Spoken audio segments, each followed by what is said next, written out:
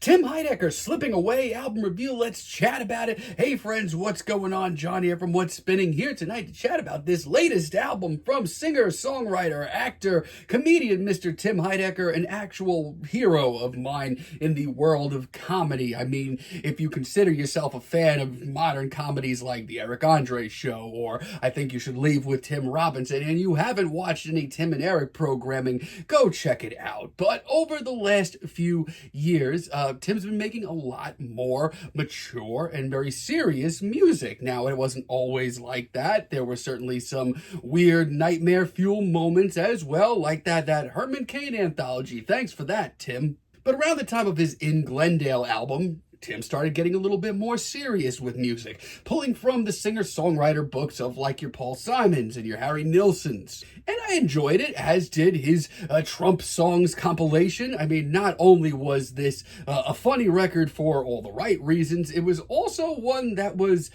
very real. Now, his next record, What the Broken Hearted Do, I was kind of middle of the road on it. I mean, on one hand, Tim was, really working with some interesting names in music and fleshing out his sound a lot more. But lyrically, it wasn't really my cup of tea. However, the Fear of Death record I thought was a lot more interesting. Tim was doing a lot of cool stuff here, and yeah, it was still far from perfect, but he was touching down on a lot of very hard to touch down subjects. There's also a humility to this record and his songwriting style that I just really salute. Also, if that wasn't enough, the man was working with everybody from the Lemon Twigs to Wise Blood at this point.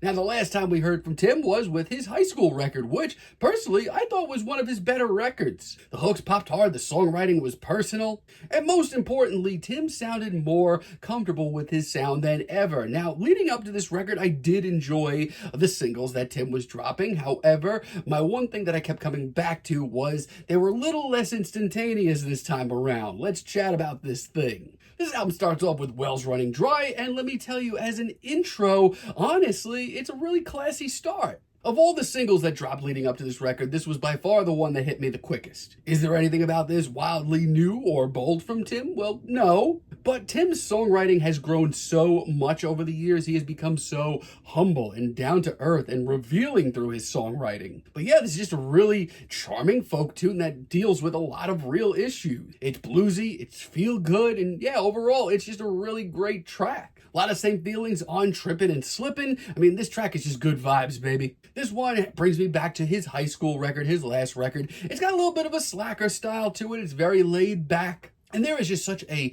sense of joy and love within this track. Add in some backing vocals, you got some great vibes. Now, like I said, with tracks like I Do, they did need to grow on me a little bit. And this one is definitely in that category. At the time when I first listened to this record, I did not know if I just wanted some good old school boogie-woogie rock and roll from Tim, but he does pull it off. He brings a lot of great energy to the table, and most importantly, he sounds like he's having a freaking blast. It does a nice job of breaking up this record as well. It's nice. A lot of the same feelings on Dad of the Year as well. Once again, I love the sort of slacker, laid-back vibes of this track, and Tim's songwriting still is really holding up. The vulnerability of Tim's music has only grown over the years, to the point where I feel like a lot of his contemporaries can take a thing or two from him. It's also really charming, and I love when the group vocals pop in for that hook. Yeah, a lot of this record is just really solid stuff from Tim. Just don't expect if it's a little less instantaneous than last time. But there are some pretty big glaring issues as well. For one, the record itself is solid. It's definitely nice on the ears, but it's also very straightforward. Yeah, we're not hearing anything wildly out of the box from Tim on this record, and that alone is frustrating at times. But then we get Bottom of the Eighth. I mean, I'm not really sure what inspired this cut. My guess is some time between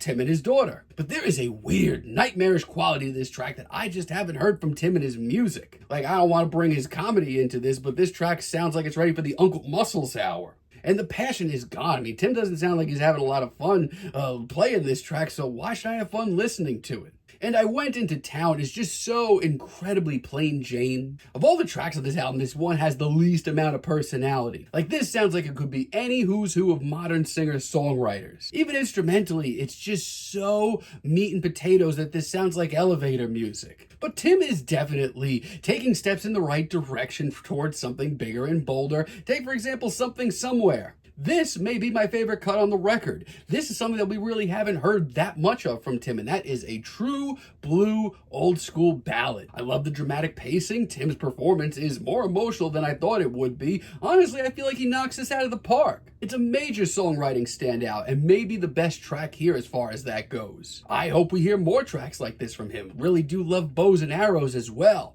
I mean, for a more upbeat, straightforward rock tune, this is just a lot of fun. It's the most genuinely catchy and instantaneous track here, and I needed a few more tracks like this. He really does let loose here, and the result is a lot of fun. I also really do love the tongue-in-cheek humor of, hey, can you call my mom for me? It's breezy, it's got some laughs. And there's just a lot of personality on this track. I really do love the slide guitar solo as well. That's nice.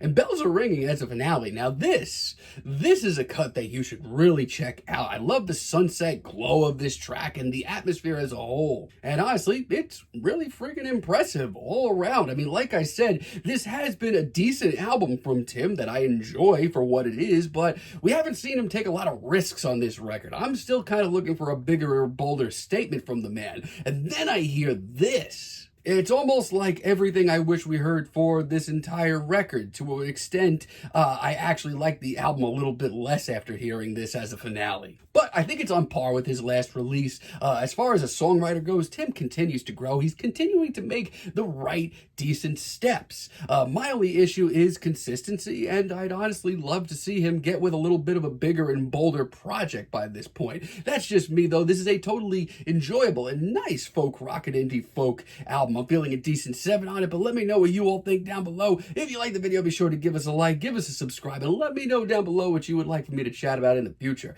And until next time, have a great day, friends.